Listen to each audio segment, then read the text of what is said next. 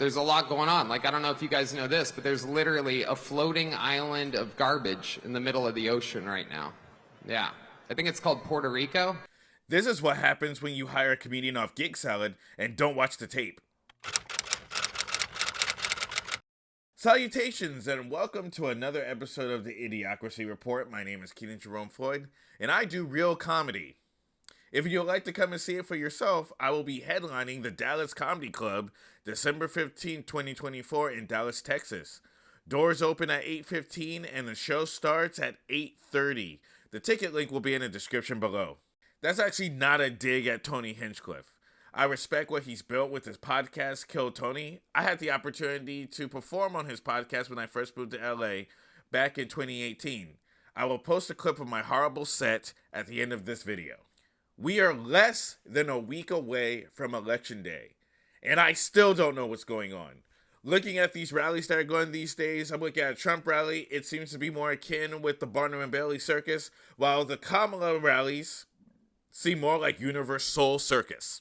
This past week, Trump held a sold-out rally at Madison Square Gardens in New York City, and people are describing it as a Nazi rally meets WWE SmackDown. They had Tucker Carlson, Hulk Hogan, Dr. Phil. They had more cameos than Deadpool versus Wolverine. And a lot of jokes that these speakers said weren't funny. I compare them to sausage-fingered white trash uncles at the annual Stroudsburg pig roast playing the game, would you rather have a daughter that dates a black guy or be a lesbian? 10 days from now, to look in the eye to America with a straight face, it's going to be pretty hard to look at us and say, you know what? Kamala Harris, she got 85 million votes because she's just so impressive. As the first Samoan, Malaysian, low IQ, former California prosecutor ever to be elected president, it was just a groundswell of popular support. And anyone who thinks otherwise is just a freak or a criminal. And today, this is Donald Trump's house, brother.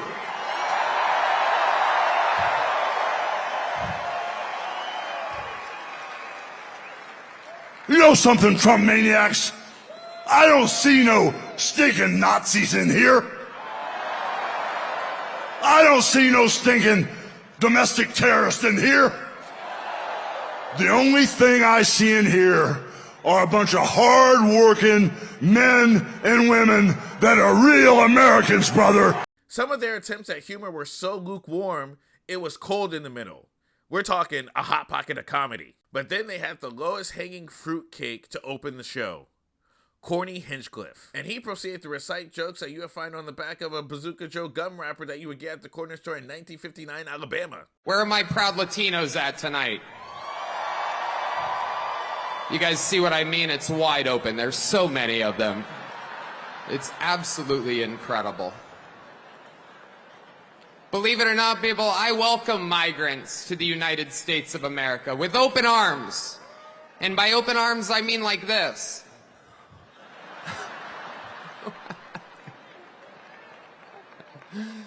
It's wild. And these Latinos, they love making babies too. Just know that. They do. They do. There's no pulling out. They don't do that. They come inside, just like they did to our country. There's a lot going on. Like, I don't know if you guys know this, but there's literally a floating island of garbage in the middle of the ocean right now. Yeah. I think it's called Puerto Rico. But to be honest, if you've been following Tony Hinchcliffe's career for a long time or even listened to his podcast, you know that he built his brand on roasting. And he roasts people of other races, and he does a lot of stereotypical racist jokes. His audience is definitely of the ilk of comedy was funnier when we were allowed to make fun of black people without repercussions. Trust me, these are the same people that used to fail open book tests in school because they couldn't read. And to be fair, I'm not upset with Tony Hinchcliffe because the people that hired him should have done their research. I've done corporate gigs before, and even when I have my videos available, most of the bookers don't watch them. So then when they hear my material, they are also shocked and appalled. But the viral joke in question was never funny. According to NBC News, Hinchcliffe went to the Stand Comedy Club in New York City to workshop his jokes before the rally, and they bombed there too. To which he responded, "Hey, this is going to get a better response tomorrow at the rally. Talk about knowing your audience." But man, oh man, outrage was strong with this one. Famous Puerto Ricans like Bad Bunny, John Leguizamo, and Jennifer Lopez came out endorsing Kamala Harris in response to this offensive joke about Puerto Rico. And we all know we can trust J-Lo's choices. And man, this has been a bad week for Puerto Ricans in New York City. We had this joke at the Trump rally. We had Fat Joe performing at the World Series. We had the Yankees losing the World Series. And the most ironic thing about this is Hinchcliffe made a joke about a place built on garbage in a city that was built on landfills. And of course, the Democrats, they had their response at Tim Walz's rally by bringing out George Lopez to tell a joke. Donald Trump said he was going to build a wall, and George Lopez said, you better build it in one day, because if you leave that material out there overnight.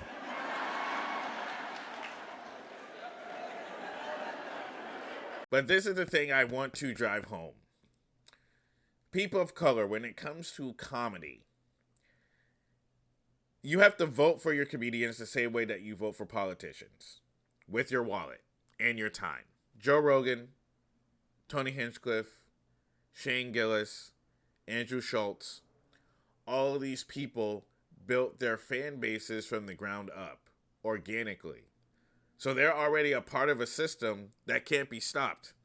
Just because you might not have heard of them doesn't take away that they have millions and millions of fans around the world. So what can you do? Support the comedians you like, for real. Follow them on social media. Share their clips. When they're in your town to do a show, buy a ticket, come out and support. Because we live in a world where entertainers only get support if they're making money. And if you want to change the landscape of comedy, if there's a comedian that you really like, support them. Show others that this is a person worth supporting and seeing live. And I'm speaking specifically to black people. I'll give you a list of black comedians that I think you should support. Josh Johnson, Zainab Johnson, Brandy Denise, Ali Sadiq, Yamanika Saunders, comedian CP, and me, Kenan Jerome Floyd. And like I said, I will be headlining the Dallas Comedy Club in Dallas, Texas on December 15, 2024 at 8:30 p.m. Grab yourself a ticket, come out. I'm going to be performing with Alvin Newsom and Dicey Douglas. It's going to be a good time. And in the spirit of self-sabotage, here's my clip from Kill Tony. Happy to be here. I don't have to be because I have a college degree. And I almost got hit by a car earlier. I found out what I'm going to say before I die. Fruity fuck rolls. That's what I'm going to say. I don't know why I'm saying that, but yeah, I'm happy to be here. Got a college degree. Do you know what it's like when your parents stop being proud of you? You know, because when growing up, my parents, they would compare me to my cousin. You know what I mean? He was bad, I was good. I went to Penn State the same time he went to the state Penn. 4 years later, I got out with a degree in computer science. He gets out of prison with a master's degree in IT and no student debt. He's making $100,000 a year. He has a beautiful wife and kids in a cul-de-sac somewhere, and I'm telling jokes on the bus. It's messed up. I'm thinking a lot about, was that it? Hell yeah, it is. Kenan Floyd, how's it going, man? This is your first time on the show, right? Yeah, first time at the Comedy Store. Do I just stand here and talk in this mic? Yes, yes, indeed. All right. That is how shows work. This is your All first right, time sounds out good. in public as well? Oh my God, I look like Kamala Harris getting booed at one of her rallies. And the most embarrassing thing is that I wore a shirt with my name on it. Now, what do you think of Tony Hinchcliffe's joke? Was it offensive, or are people overreacting?